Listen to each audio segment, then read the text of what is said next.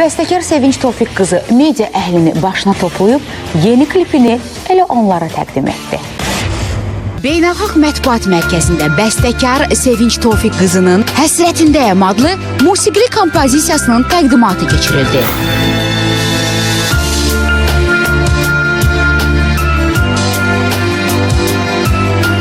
Bəs görəsən bəstəkar nəyin həsrətindədir? Vətəndən uzaqda yaşayanda mən əlbəttə vətən həsrətini çəkirdim. Vətən həsrəti ilə yaşayırdım.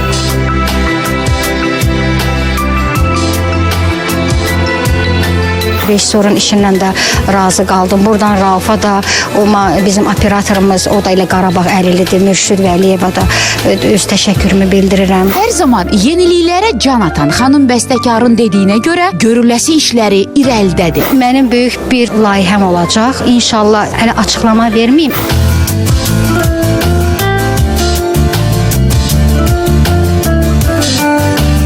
Biz də Sevinç Tofiq qızına yeni mahnılar və kompozisiyalar yazıb sevənlərini daha da sevindirməyini arzu edirik.